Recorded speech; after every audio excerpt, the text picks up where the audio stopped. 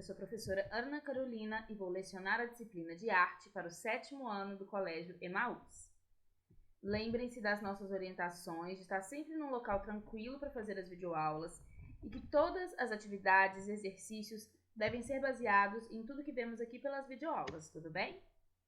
Então daremos continuidade hoje com a nossa disciplina de arte e vamos fazer as atividades de revisão, né? Hoje teremos uma revisão da página 8 até a página 99, que foi, né, a unidade 1 do nosso livro didático.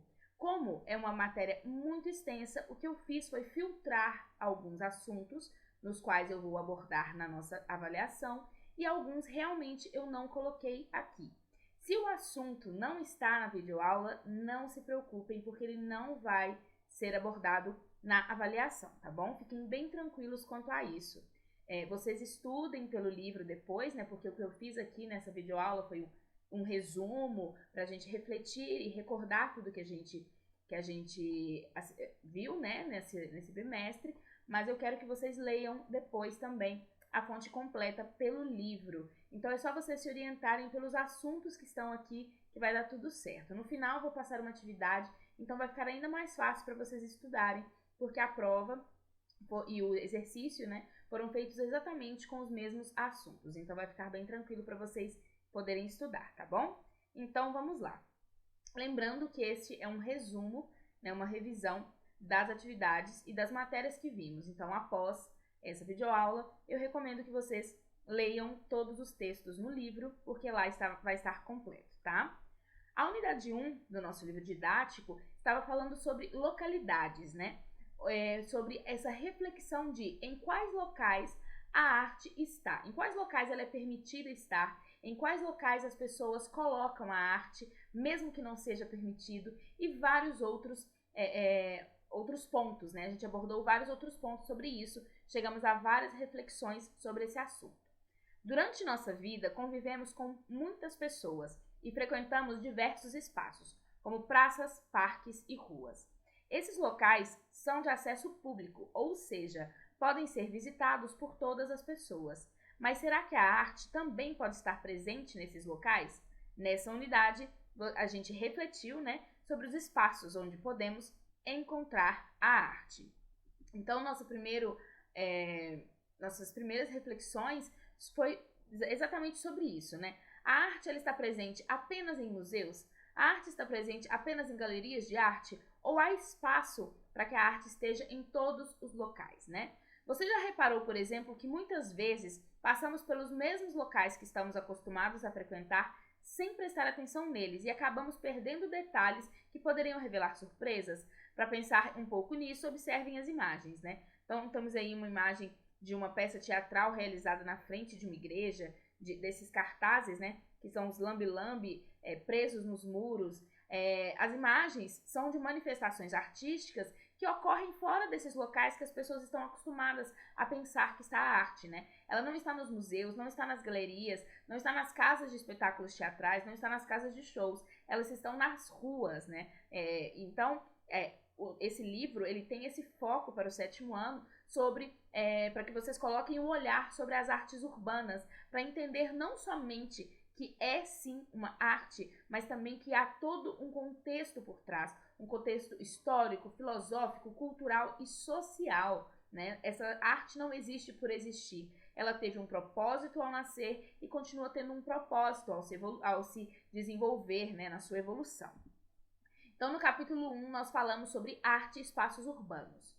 Você já viu desenhos, pinturas ou palavras em muros ou paredes do local onde vive? Como eles eram? Por que será que alguns artistas escolhem os muros e as paredes para produzir e expor as suas obras? Se você prestar atenção nos locais que frequenta, provavelmente vai perceber que a arte pode estar ao seu redor. Uma música tocando, um desenho em um muro, festejos típicos do lugar onde vivemos. Essas e outras manifestações artísticas estão presentes em nosso cotidiano e muitas vezes têm como objetivo nos provocar e nos alertar sobre questões diversas.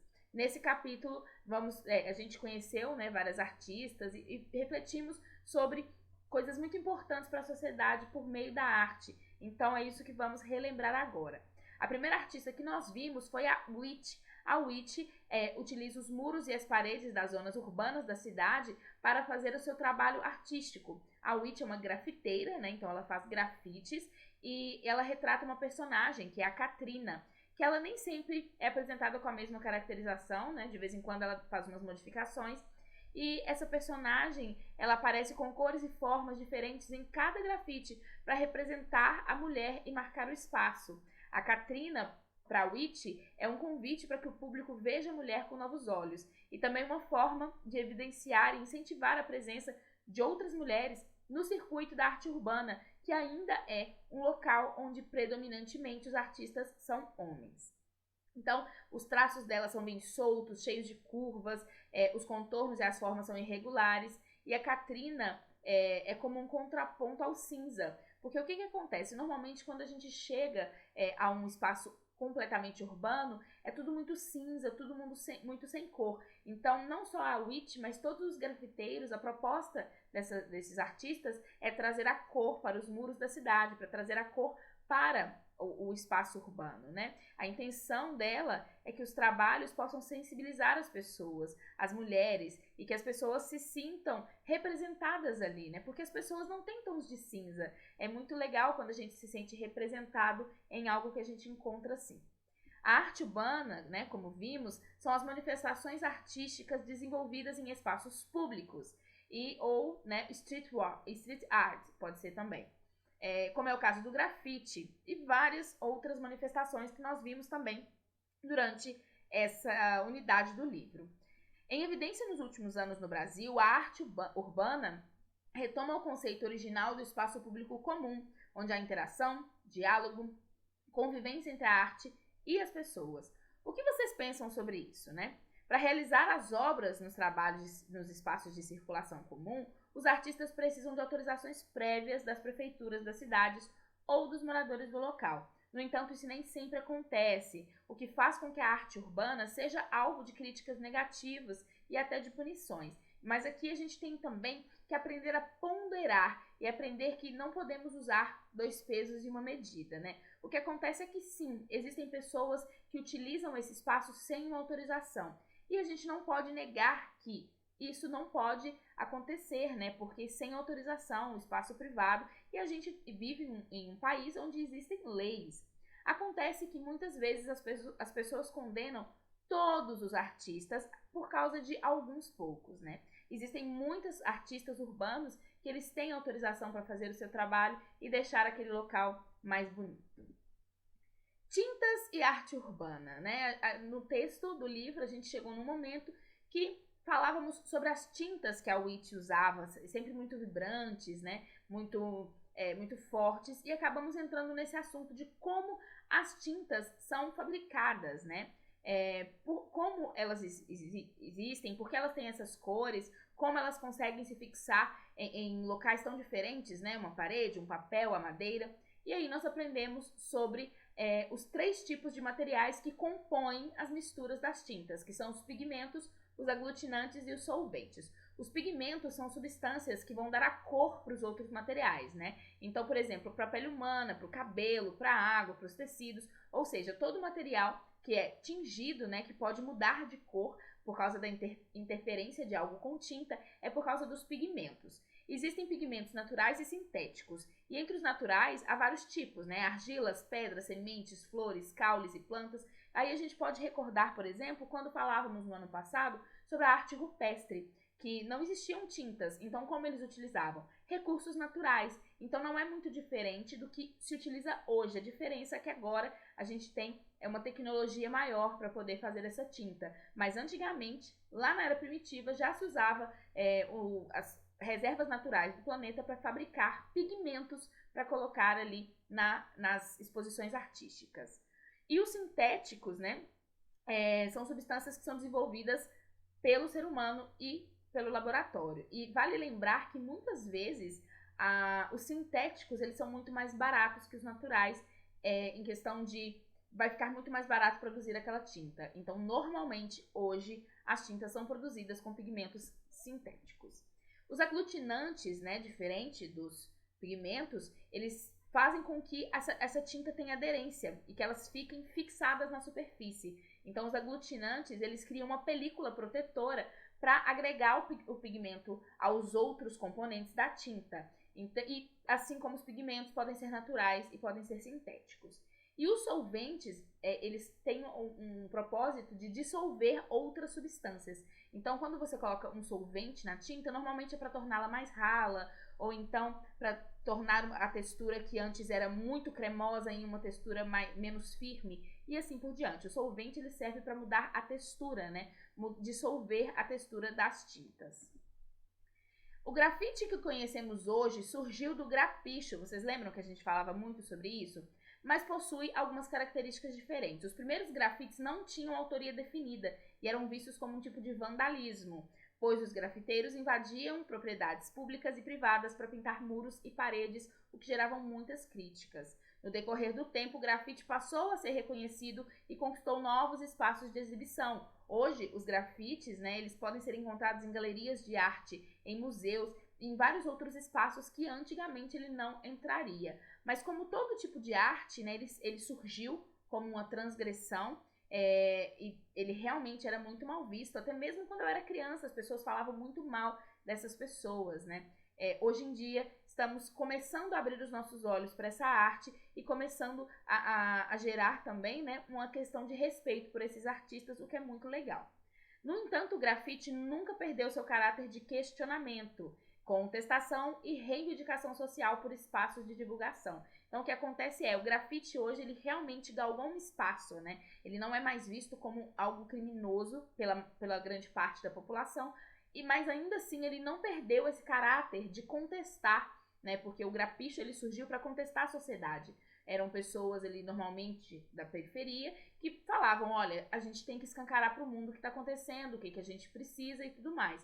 E hoje ainda é assim, apesar de serem mais bem vistos, eles ainda fazem isso, né? Eles questionam a sociedade. E vamos falar então de materiais e técnicas de arte urbana. Para criar suas obras, os grafiteiros geralmente utilizam materiais como tinta látex, pincéis, rolos e tinta spray. Nos trabalhos realizados em grandes superfícies, é muito comum o uso de rolos e tinta látex, que é aplicada nos muros para fazer o fundo da pintura. Depois de preparada essa base, as figuras são desenhadas com os pincéis e rolos, além de latas de tinta spray e compressores de tinta, nos quais são acoplados bicos para poder ter diversos efeitos visuais, como traços mais finos e mais grossos. E para produzirem as mais diferentes obras, os artistas também utilizam técnicas variadas que vamos conhecer, né? Então temos o carimbo e o stencil, que eles são muito ligados entre si, mas eles têm diferenças fundamentais. O carimbo é muito utilizado na grafitagem e ele permite reproduzir uma mesma imagem diversas vezes, em diversas disposições, diversas cores, porque eles usam uma matriz invertida, né? Então a tinta é aplicada nessa matriz invertida e ela é transferida para o suporte. O stencil, entretanto, é uma técnica de molde vazado. Então você faz um desenho naquele molde, recorta, você precisa colocar o stencil sobre a superfície e passar a tinta onde está vazio, né? Então os dois são dois suportes para que um mesmo desenho possa ser replicado muitas vezes sem precisar ser desenhado à mão, mas ambos são diferentes, né? O stencil é um molde vazado e o carimbo é um molde em relevo. Então, eu já usei muito stencil, é muito fácil de fazer e é muito legal poder trabalhar com ele. A gente só tem que tomar bastante cuidado para não errar ali na quantidade de tinta. E o carimbo a gente lida desde pequenos, né? Brinquedos de crianças são feitos a partir de carimbo. O visto que a gente dá na escola são feitos com carimbos. Então vocês entendem bem como funcionam essas duas artes. E aí agora a gente vai falar sobre as paredes como suporte, mas não falando somente do grafite, mostrando uma evolução desde o início dos tempos até o grafite. A parede como suporte não surgiu com os grapichos, elas surgiram muito antes. Vamos ver. Desde a pré-história, a humanidade vem desenvolvendo muitas formas de comunicação e expressão. Um bom exemplo disso são as pinturas rupestres, que podem ser encontradas em paredes, tetos e outras superfícies de cavernas e abrigos pelo mundo. Assim, podemos dizer que a pintura nesses suportes é uma prática antiga, que foi utilizada por diferentes povos e culturas a fim de registrar suas ideias. E aí o livro ressalta alguns, né, desses momentos na nossa história da arte em que as paredes eram utilizadas como um suporte para a arte. E um deles é o afresco, que é uma técnica de pintura mural que é realizada sobre uma base úmida, né, de gesso ou argamassa. Então, na base, geralmente de muros, paredes, tetos, as pinturas eram realizadas com pigmentos em água, né? Então, a parede já estava mais molhada, a tinta se utilizava um solvente de água, então ele era bem molhado, por isso esse nome afresco, né? E que ao entrarem em contato com suportes, penetravam neles e quando secavam, passavam a integrar, né? Aquele tipo de pintura que você quase não percebe que é uma pintura, porque ele quase que entrava no gesso, ele era absorvido pelo gesso. Por exemplo, aí vocês pensam, mas o afresco não existe mais. Existe, né? Algumas pessoas ainda utilizam essa técnica para fazer sua arte, assim como antigamente. Essa é uma das obras de arte mais conhecidas do mundo, né? É um detalhe, não é completo, que é a criação de Adão, do Michelangelo. Ele é o teto inteiro da Capela Sistina, né? Então, é um grande afresco. Mas essa parte, a criação de Adão, é muito conhecida no mundo todo. Existem algumas pinturas que a gente costuma dizer que são pinturas que o mundo conhece, são pinturas universais. E a criação de Adão, com certeza, é uma delas.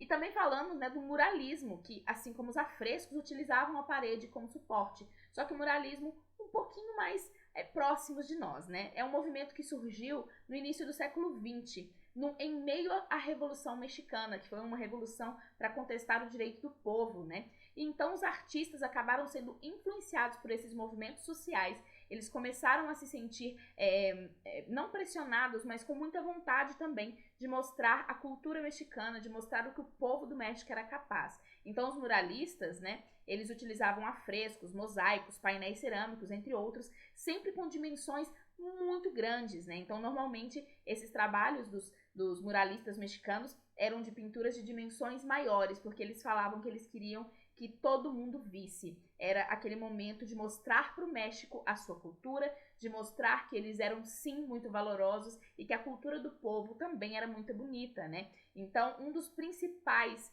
muralistas mexicanos foi o Diego Rivera, que vocês, na verdade, não devem ter ouvido muito falar, somente as pessoas que estão mais ligadas à arte. Mas a esposa deles, eu tenho certeza que vocês ouviram, que foi a Frida Kahlo.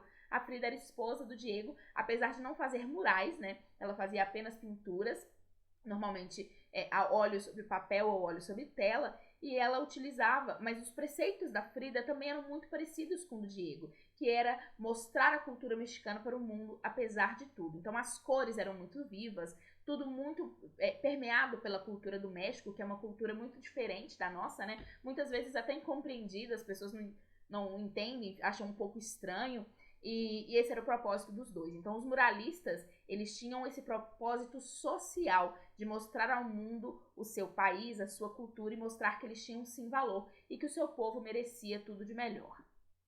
E no Brasil, né, vários artistas, como o Cândido Portinari e o Di Cavalcanti, que são dois artistas que eu adoro, foram influenciados pelo muralismo mexicano, né? Esses dois que estão aí na tela, que eu coloquei para vocês, são dois murais, um se chama Guerra, o outro se chama Paz, e os dois juntos formam Guerra e Paz, e são painéis do Cândido Portinari que estão na sede da ONU, lá nos Estados Unidos, então são muito conhecidos porque fazem essa diferenciação entre os tempos de guerra e os tempos de paz. É realmente muito interessante e são painéis gigantescos, né? E agora vamos falar então do teatro, né? Lembrando que a partir disso então o grafite chegou também utilizando as paredes como suporte. Então, essa prática de utilizar as paredes como suporte, ela já é antiga. Quando você pensa em teatro, que imagem vem à sua mente? Um espaço fechado, um palco com uma cortina vermelha, uma plateia com os assentos organizados em filas. O teatro é muito mais que isso, e ele pode acontecer em diversos espaços, inclusive nas ruas e nas praças, em contato mais próximo com o público. E a arte do grupo Tá na Rua evidencia isso. Essa imagem que vocês estão vendo, né, que já vimos anteriormente, é de um dos espetáculos, que é a Revolta de São Jorge contra os Invasores da Lua, e ele sempre, desde que nasceu, é um espetáculo apresentado na rua. Como no primeiro tema, né, que eram os grafites, nós falamos sobre como a arte pode estar na rua e ocupar espaços que anteriormente não eram para ser ocupados, o teatro faz exatamente a mesma coisa. A intenção desses grupos de teatro, desses grupos itinerantes e de grupos artísticos que fazem a arte urbana é uma só. Eles sempre tendem a mostrar a arte para as pessoas que não teriam acesso a ela. A arte no nosso país, né, consumir arte de boa qualidade, ainda é um pouco caro. A gente não pode tapar os olhos para isso, né? Muitas vezes um museu, por não ter como se manter sozinho, eles precisam cobrar ingresso e muitas pessoas não têm condições financeiras para visitar esses ingressos, para visitar esses museus, né? Então esses grupos de arte, eles se interessam muito pouco pelo dinheiro que recebem e muito mais pela gratidão que eles podem gerar nas pessoas, né? Então, ao invés de se apresentar num teatro fechado, cobrando ingresso, eles saem nas ruas, se apresentam nas praças para as pessoas que estão ali e que provavelmente não teriam a chance de vê-los, né, de ver aquela arte em outros locais. Então, normalmente, esses grupos de rua, eles têm o propósito de disseminar, de difundir a arte para todas as pessoas, mesmo para aquelas que não teriam acesso normalmente, e levar a arte para locais em que normalmente a arte não estaria. Então, essa peça de teatro, né, a mise-en-scène, utilizada pelo grupo, é típica dos artistas de rua brasileiro. Tem muita cantoria, muita declamação de versos, e isso vai muito pela nossa cultura, né? A nossa cultura do Brasil, ela é realmente um pouco mais animada, mais agitada, mais para cima. Se a gente fosse utilizar, desculpem, esse tipo de grupos em outros países, pode ser que a apresentação fosse um pouco distinta, mas eles respeitam essa cultura e esse jeito do brasileiro de ser e de se apresentar. O figurino é cheio de cor e utiliza muitas formas largas em uma referência aos trajes usados pelos palhaços. O grupo também utiliza recursos como pernas de pau e bonecos, como mostram essas fotos ao lado. E diferentemente dos espetáculos convencionais, que em geral acontecem em um local determinado, com hora marcada, o teatro de rua se integra à vida e ao cotidiano das pessoas, de forma mais próxima, em espaços abertos, possibilitando uma experiência nova para os artistas e para quem ele assiste. As apresentações que ocorrem nesses espaços públicos também contam com elementos teatrais, como o figurino, a maquiagem e os objetos e acessórios usados em cena, além de algumas vezes fazerem uso de recursos como palco, cenário, mesa de som e luz, que têm sido cada vez mais frequentes no teatro de rua para favorecer o entendimento das histórias. Então a gente não pode pensar que um teatro de rua, porque ele está sendo feito sem uma estrutura física, né, sem um prédio em volta, ele não vai ter uma estrutura muito bem feita. Então dá para usar iluminação, dá para usar várias coisas.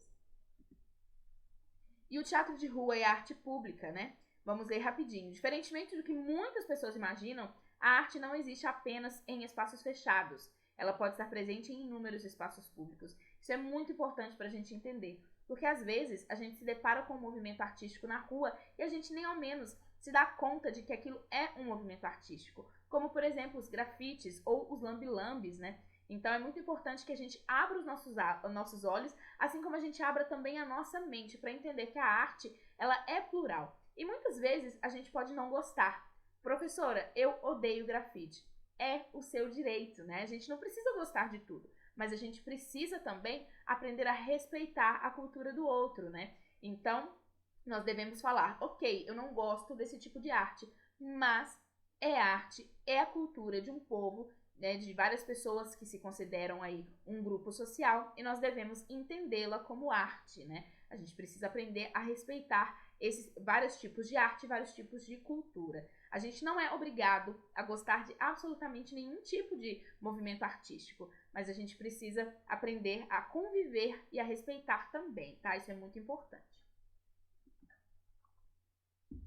E aí, voltando para os teatros, a gente precisa falar que esses grupos itinerantes de rua, eles não começaram agora também. Assim como os grafites remontam aí à pré-história, utilizando as paredes como suporte, os grupos de teatro que vão para as ruas remontam, na verdade, o início da história do teatro. O teatro surgiu lá na Grécia e ele já surgiu com dois estilos, os dramas e as comédias. Depois de alguns séculos, foi construída a tragicomédia, que seria aí uma comédia trágica, onde as pessoas encontravam uma graça em locais que normalmente elas não estavam, né? Então, em situações muito desastrosas que acabavam se tornando até mesmo engraçadas. Então, existiam aí esses três estilos, né? A comédia, o drama e a tragicomédia. Os grupos, eles realmente se apresentavam nas ruas, né? Ou então nos anfiteatros, como nós vimos nos nossos textos. E o que acontecia era um pouquinho parecido com o que é hoje, né? As pessoas, a arte era levada a elas e não o contrário. Vamos ler rapidinho. No início do século XX, alguns artistas começaram a questionar a aproximação ou o distanciamento entre os atores e a plateia, discutindo até mesmo a noção da quarta parede. Expliquei para vocês, vamos só relembrar rapidinho aqui que a quarta parede é justamente aquilo que nos faz perceber aquela história como um filme ou como um teatro. Então, a gente, quando vai se apresentar como ator, a gente precisa entender que estamos trabalhando com 3 paredes em que podemos olhar, né, e tudo mais. Então, é o lado, o outro lado e trás. E temos também cima, né, mas isso é bem mais óbvio. A parte da frente, que é onde fica a plateia, ela não é mexida, né? Você não pode olhar para a plateia. Se você olha para a plateia, você quebra, você rompe a sua atuação. Você não é mais um artista que está ali fazendo uma cena. Você é alguém que está olhando para alguém da plateia.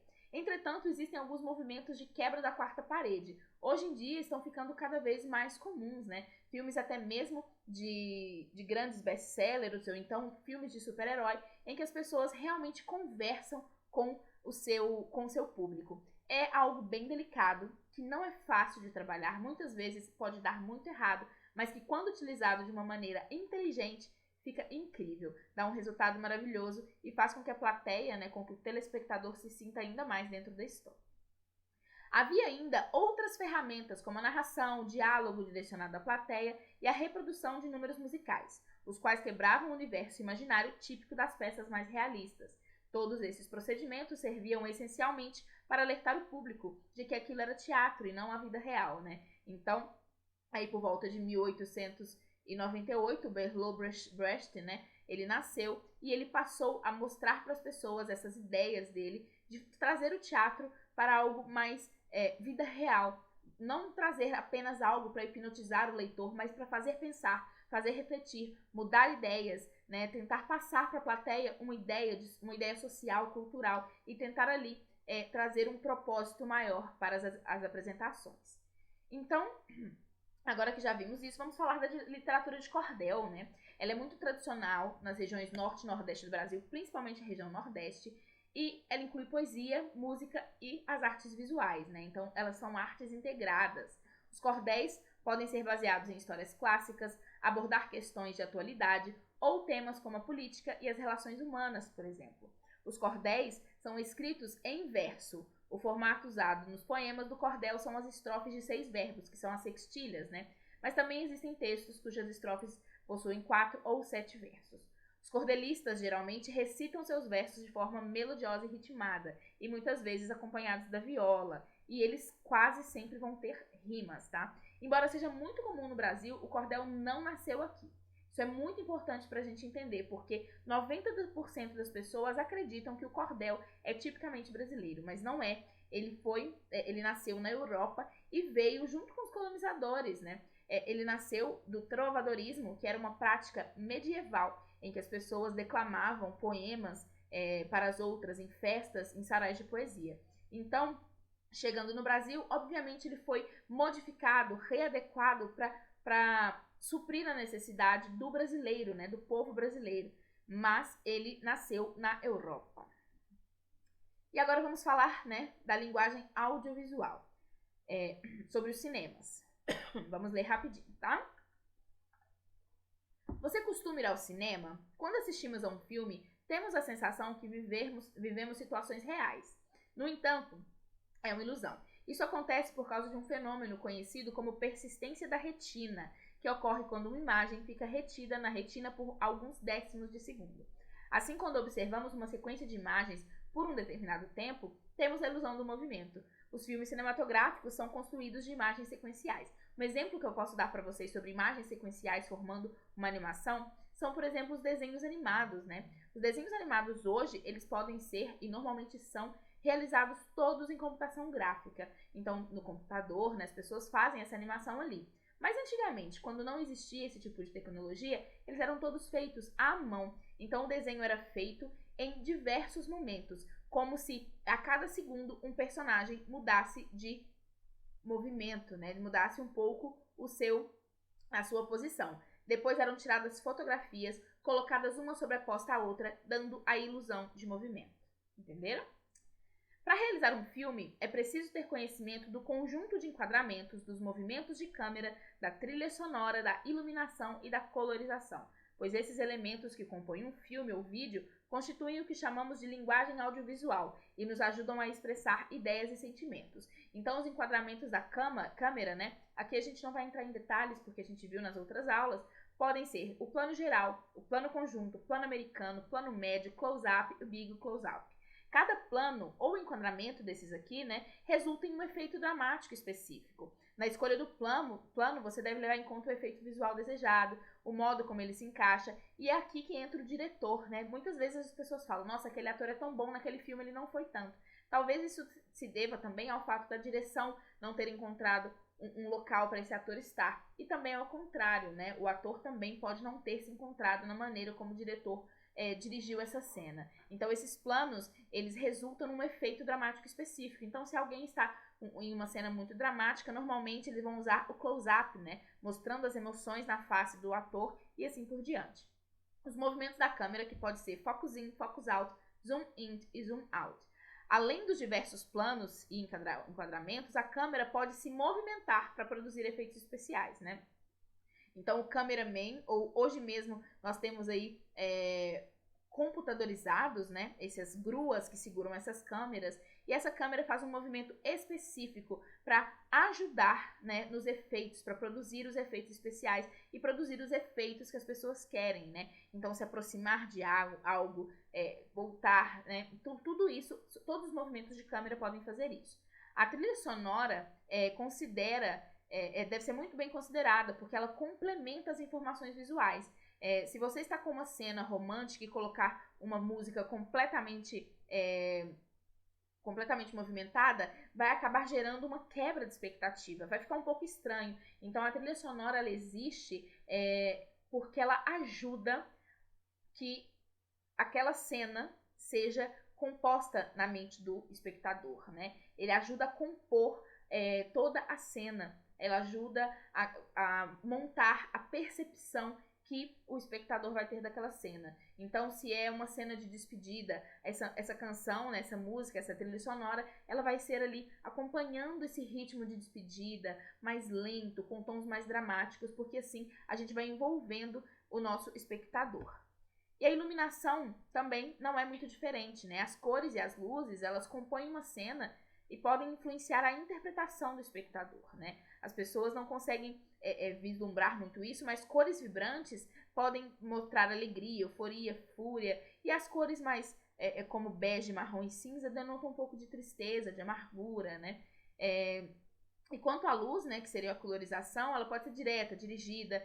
Muitas vezes a gente pode direcionar o olhar do espectador para um local só que está iluminado, enquanto na parte escura está acontecendo alguma coisa que a gente não consegue ver e às vezes nem ao menos presta atenção. Isso pode ser um artifício para colocar a atenção do espectador num local e tirar de um local que vai acontecendo algo que vai ser importante depois, né? A luz suave, ela pode denotar mistério, leveza, suavidade. Então, a iluminação é muito importante para influenciar na interpretação do espectador.